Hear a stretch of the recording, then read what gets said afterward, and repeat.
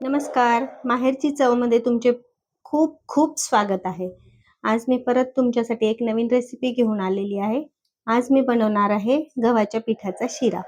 चला तर मग झटपट बघूया त्याच्यासाठी लागणारं साहित्य. 1 वाटी गव्हाचं पीठ, 1 वाटी शुद्ध तूप, 1 वाटी साखर आणि थोडीशी वरती परत मी छोट्या वाटीने थोडीशी साखर घेतलेली आहे. आणि हे 4 काजू, 4 बदाम आणि एक 8-10 खिसमिस आणि ही वेलची पूड आणि हे दूध घेतलेलं आहे. तर ह्याच्यामध्ये याच वाटीच्या मापाने 1 वाटी दूध आणि 1 वाटी पाणी आहे. तर पहिल्यांदा हे आपण गरम करून घेऊया. थंड दूध टाकायचं नाही शिरा करताना. तर हे आपण बाजूला गरम करायला ठेवूया. चला तर मग रेसिपीला करूच सुरुवात. आपण गॅस पेटवून घेतलेला आहे आणि इथे साईडला मी दूध गरम करायला ठेवलेलं आहे. ह्याच्यामध्ये आपण आधी थोडंसं तूप टाकून घेऊयात. जसं जसं आपल्याला तूप लागेल तसं तसं आपण तूप टाकूयात. मी ह्याच्यामध्ये हे गव्हाचं पीठ टाकून घेतलंय. पूर्णच पीठ टाकून घ्यायचं. मीडियम फ्लेमवरच छान भाजूया. आणि भाजताना आपल्याला जसं जसं तूप लागेल तसं तसं तूप आपण घेत जाऊ. आपण ह्याच्यामध्ये परत तूप टाकू. जसं जसं आपल्याला तूप लागेल तसं तसं आपण तूप ह्याच्यात घालून घेऊया.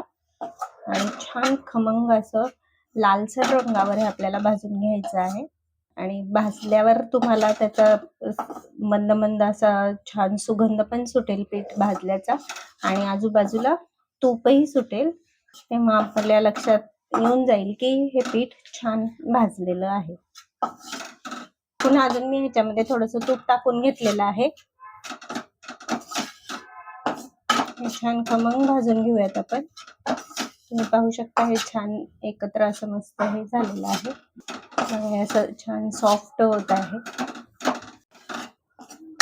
हे पहा हे मस्त असं भाजत आलेलं आहे छान. आणि हे इकडं दूध जे आपण ठेवलं होतं ते तापले, मी बंद केलं आहे ते. ह्याचा रंग पण चेंज झालेला आहे आणि आजूबाजूने आता ह्याला तूप सुटत आहे. बघा हे अगदी असं पातळ छान मस्त झालंय आणि सर्वत्र खूप सुंदर असा ह्याचा सुगंध पसरलाय आणि हे लालसर पण झालेलं आहे. आता या स्टेजला आपण ह्याच्यामध्ये दूध आणि पाणी जे आहे ते थोडं थोडं घालून घेऊया. हे पहा अगदी थोडं थोडं दूध घालून घ्यायचंय आणि हलवायचंय जेणेकरून त्याच्या गुठळ्या होऊ नये.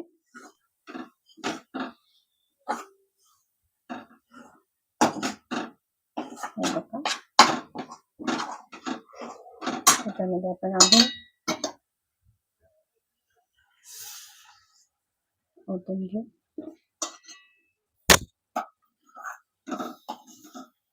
हे बघा हे कसं छान मस्त झालंय. ह्याच्यामध्ये आपण अजून हे जे राहिलेलं दूध आहे त्याच्यातलं थोडंसं दूध घालू. बस एवढं दूध बस झालंय. आता दूध ह्याच्यामध्ये टाकायला नको.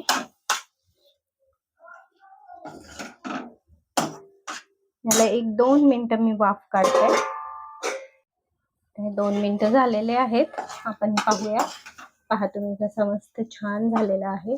आता ह्याच्यामध्ये आपण साखर टाकूया. हे मी ह्याच्यासाठी झाकलेलं होतं की ह्याची जी वाफ ह्याच्यामध्ये येते ना त्या वाफेमध्ये आता ही जी साखर आपण टाकूत ना ती छान मस्त ही साखर ह्याच्यात छान मेल्ट होते. ह्याच्यासाठी आपण त्याच्यावर झाकण ठेवून घेतलं होतं. सर्व साखर टाकलेली आहे. आता तुम्ही पाहू शकता एवढं तूप आपल्याकडे बाकी राहिलेलं आहे. तूप जसं लागेल तसंच टाकायचं आहे. आता हे छान मिक्स करून घेऊया. अजिबात कुठेही लागलेला नाहीये खाली. अगदी मऊ लुसलुशीत असा छान शिरा झालेला आहे. साखर थोडीशी विरघळू देऊत आपण.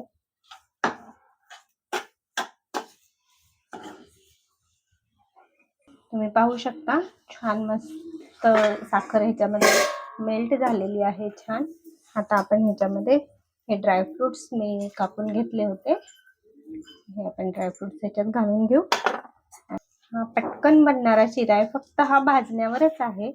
त्यात विलायची पावडरही टाकून घेऊ आणि जे आपण दूध आणि पाणी टाकतो तेही पाणी आणि दुधाचं प्रमाणही याच्यात व्यवस्थित यायला पाहिजे, नाही तर हा जो शिरा आहे जर का दुधाचं आणि पाण्याचं प्रमाण व्यवस्थित नाही झालं तर हा शिरा लई सारखा बनतो, म्हणजे अगदी असा चिकट होतो. तर प्रमाण जर का व्यवस्थित टाकलं तर मस्त परफेक्ट आणि खूप छान असा शिरा होतो. ते तुम्ही या प्रमाणानुसार करून पहा आणि मला नक्की कळवा. आणि आता हा गॅस बंद केलेला आहे आणि आता आपण ह्याच्यामध्ये घेऊया. तुम्ही पाहू शकता ह्याला मस्त छान तूप आहे. या शिऱ्याला तूप जास्त लागतं. स्वादिष्ट असा गव्हाच्या पिठाचा गरमागरम शिरा.